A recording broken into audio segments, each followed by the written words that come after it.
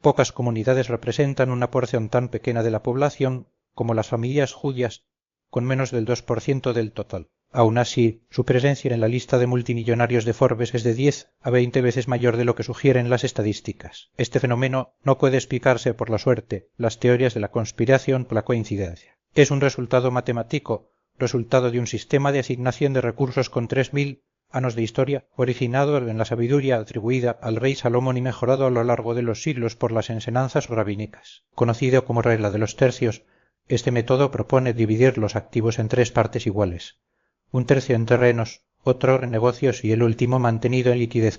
La lógica detrás de esta distribución no se limita a una simple división. Reconoce que la riqueza se manifiesta en 3 estados distintos, cada uno con sus propias características y riesgos que deben equilibrarse. La propiedad de la tierra ofrece estabilidad y protección contra la inflación. Las empresas generan ingresos activos y permiten la reinversión, potenciando el crecimiento. El capital líquido, por otra parte, funciona como una reserva estratégica capaz de sostenerse en tiempos de crisis y aprovechar oportunidades inesperadas. Sin embargo, la mayoría de las personas comete graves errores al gestionar sus recursos. Algunos acumulan un exceso de dinero, sofocando su potencial de crecimiento. Otros centran todo en el sector inmobiliario y enfrentan problemas de liquidez cuando más lo necesita. Todavía hay quienes apuestan todo en un solo emprendimiento, arriesgándose a perderlo todo. Salomón ya entendía lo que siglos más tarde Benjamin Grant llamaría un margen de seguridad. La diferencia es que, para el rey bíblico, este banco no era solo una reserva de emergencia, sino una estructura permanente. Cuando la flota de Salomón regresó de Ofir con unos 420 talentos de oro, más de 16 toneladas, en un solo viaje, no lo almacenó todo en el tesoro del templo. El libro de Eclesiastes capítulo 11, versículo 2, aconseja: distribuye en 7 partes, incluso en 8, porque no sabes qué problema puede venir sobre la tierra. Este no fue un consejo filantrópico, sino una estrategia de creación de riqueza. Salomón diversificó sus inversiones en múltiples frentes, manteniendo reservas para explorar nuevas oportunidades si las rutas comerciales fallaban o surgían mercados. Posteriormente, el Talmud formalizó esta sabiduría en una enseñanza explícita: divida su riqueza en 3 partes, un tercio en tierra, que no puede ser robada fácilmente y aumentar su valor con el crecimiento de la población, un tercio en bienes o negocios, que generan retornos activos y aprovechan sus habilidades, y un tercio en capital líquido, que protege contra desastres y prepara para oportunidades. No se trataba de una teoría abstracta, sino de un protocolo de supervivencia desarrollado a lo largo de siglos de desplazamiento forzado, confiscaciones y guerra económica. La trampa en la que caen muchas familias es creer que el dinero ocioso es un desperdicio y que los bienes raíces o los negocios son siempre la mejor opción. Así, concentran entre el 70% y el 90% de sus recursos en estos activos, convencidos de que actúan con sabiduría y audacia. Sin embargo, cuando llega una recesión o surge una oportunidad, descubren que no tienen flexibilidad. Tienen 4 propiedades alquiladas, pero no pueden cubrir 6 meses de desocupación. Tienen una participación en un negocio, pero no pueden expandirse cuando un competidor fracasa. Ya Salomón advirtió contra este error en el libro de Proverbios capítulo 21, versículo 5. Los planes de los diligentes conducen al beneficio como la prisa a la pobreza. En este caso, apresurarse significa comprometerse más allá de lo que permite la liquidez. El sistema judío de preservación de la riqueza sobrevive porque se transmite como un pacto, no como una estrategia. Los padres no les dicen a sus hijos que diversifiquen. Enseñan la regla de los tercios como un límite establecido por Dios a través de Salomón y los sabios para proteger a su pueblo tanto de la codicia como del miedo. Mantener un tercio en liquidez evita verse obligado a vender en el peor momento. Invertir un tercio en terrenos y otro en negocios evita la erosión por inflación o la ruina por la dependencia de un solo activo. La proporción es una disciplina espiritual que produce resultados económicos. Según el logro. Primer libro de los Reyes, capítulo 10, versículo 14. Los ingresos anuales de Salomón ascendían a 666 talentos de oro, unas 25 toneladas, equivalentes aproximadamente a $1.000 millones del poder adquisitivo actual. Sin embargo, las escrituras pronto detallan sus redes comerciales, asociaciones con Irán de Tiro y rutas comerciales a través de Arabia y Egipto. El mensaje implícito en los registros es claro. La riqueza de Salomón no era una acumulación estática, sino una circulación dinámica, estructurada en torno a una asignación diversificada y con liquidez preservada. La trampa de liquidez es invisible para quienes quedan atrapados en ella. La sensación de seguridad proviene de tener dinero ahorrado.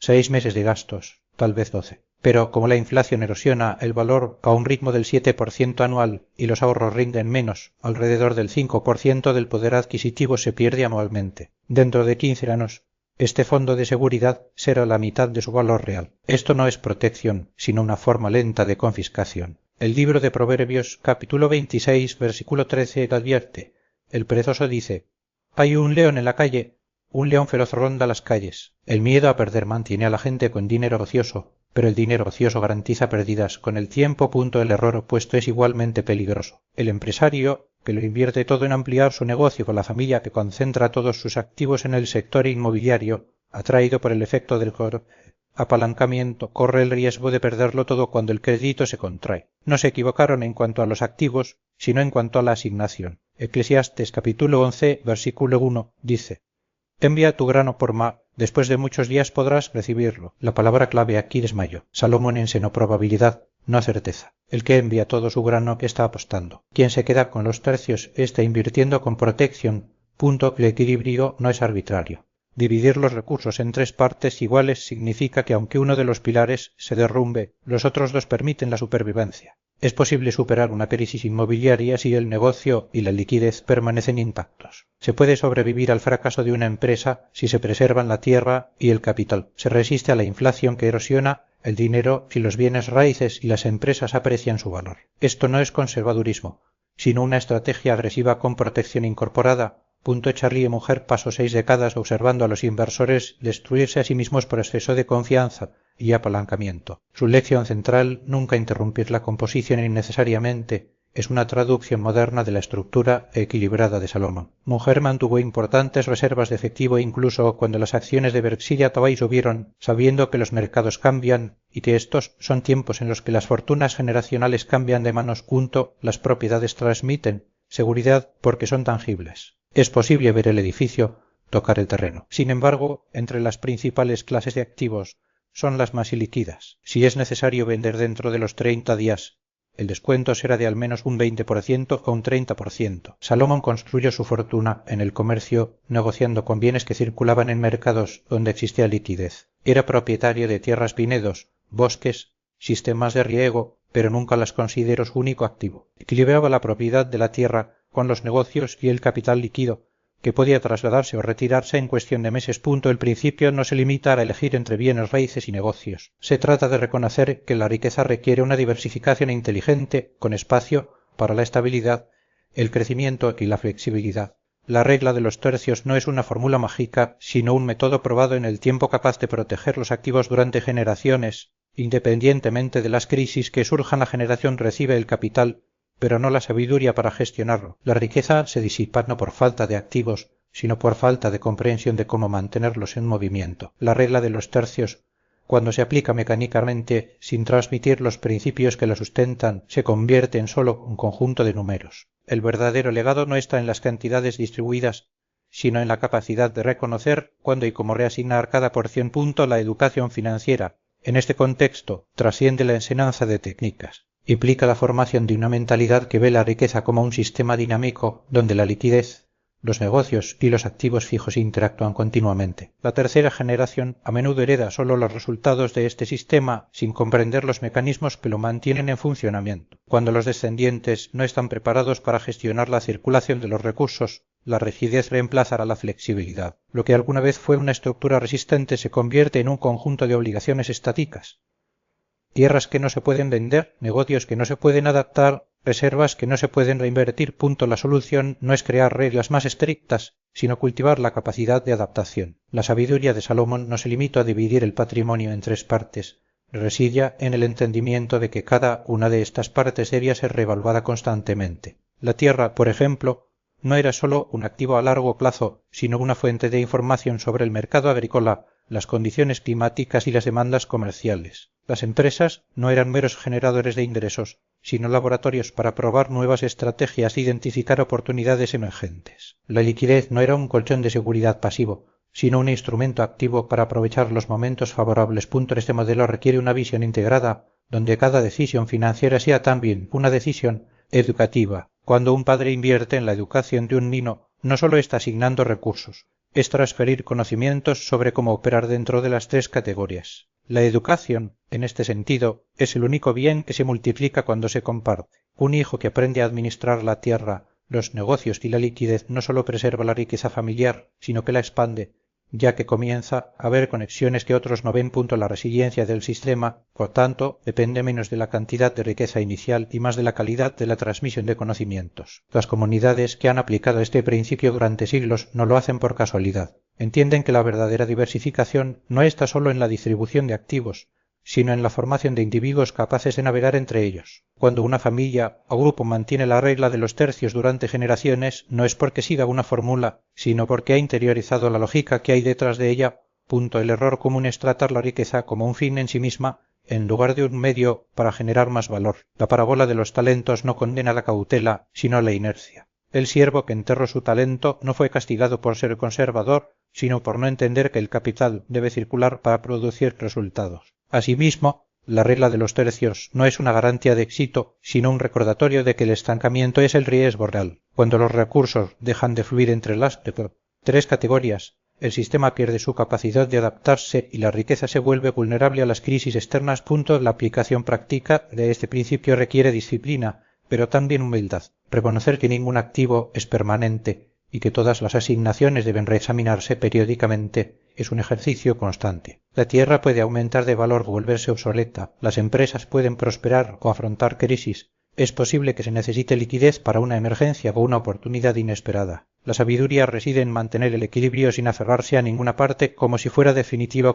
Finalmente, el modelo no se limita a individuos o familias. Su fuerza se multiplica cuando se aplica a escala comunitaria, cuando varias unidades económicas, ya sean familias, empresas o asociaciones, operan dentro de una misma estructura, se crean redes de apoyo mutuo. La liquidez colectiva permite absorber las crisis individuales sin desestabilizar el conjunto, al tiempo que se comparten las oportunidades, ampliando el potencial de crecimiento. Esta arquitectura económica no depende de instituciones externas, sino de la confianza y la cooperación entre sus participantes.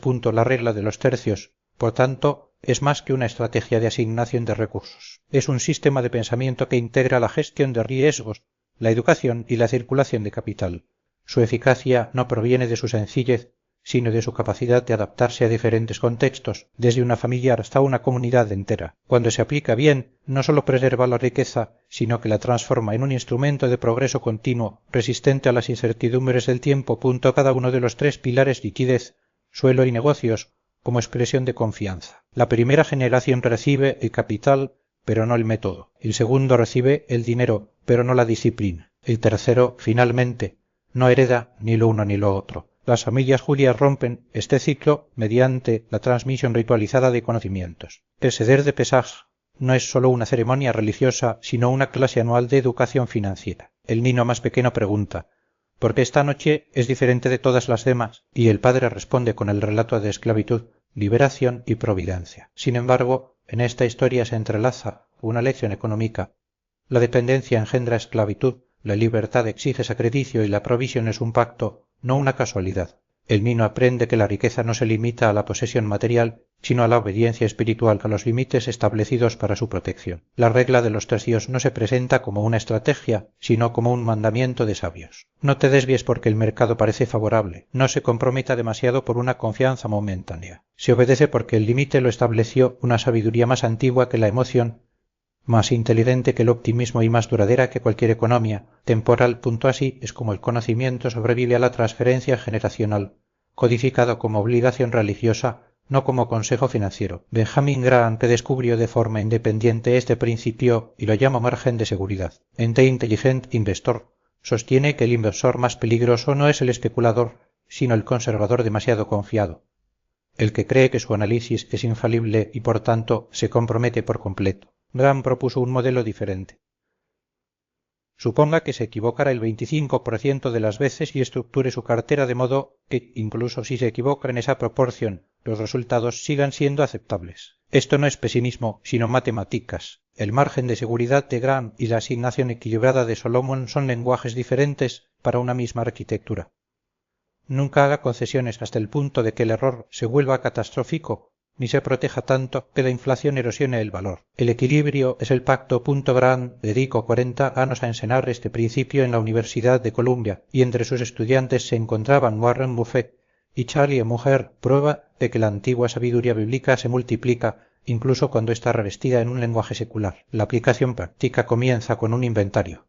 Enumerar todos los activos y clasificarlos en terrenos o inmuebles, empresas comerciales o productivas y liquidez disponible. Liquidez significa la capacidad de convertir un activo en efectivo dentro de los 30 días sin pérdida. La mayoría descubre que entre el 70% y el 90% de su riqueza está asignada a bienes raíces y negocios, con solo entre el 10% y el 20% en recursos líquidos, lo que los deja a un paso de una liquidación forzosa en caso de una crisis. La corrección no es inmediata. La mitad de las propiedades no se pueden vender de la noche a la mañana, pero es posible detener nuevas inversiones en estas categorías y acumular liquidez hasta que se restablezca el equilibrio. El segundo paso es la escalera de madurez. Si hay 300.000 en activos productivos, se estructura de manera que aproximadamente un tercio vence cada año u opera en diferentes ciclos. Esto podría incluir préstamos comerciales con pagos anuales, flujos de ingresos con diferentes horizontes temporales o inversiones con oportunidades de salida escalonadas. El objetivo es garantizar que el capital siempre regrese, mientras otra parte permanece en funcionamiento. No se trata de acumular, sino de circular. El tercer paso es la comunidad.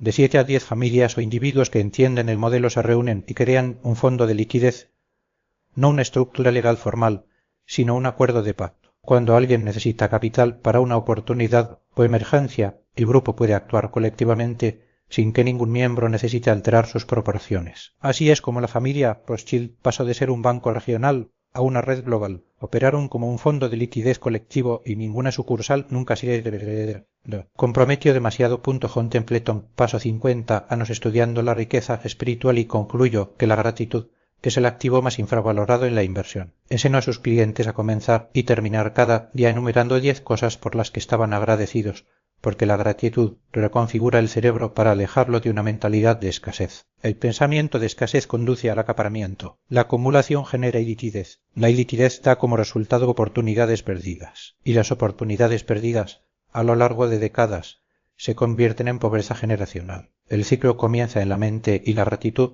lo detiene. La regla de los tercios no es ingeniería financiera.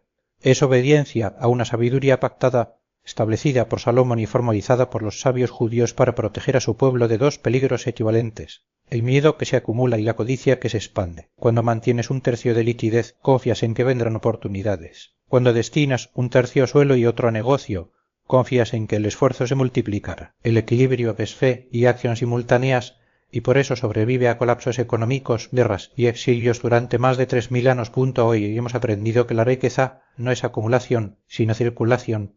No es posesión, sino administración. No es herencia, sino educación transmitida como pacto. Las familias que multiplican sus activos a lo largo de 20 generaciones no tienen mejores inversiones, sino límites más sólidos. No persiguen mayores rendimientos.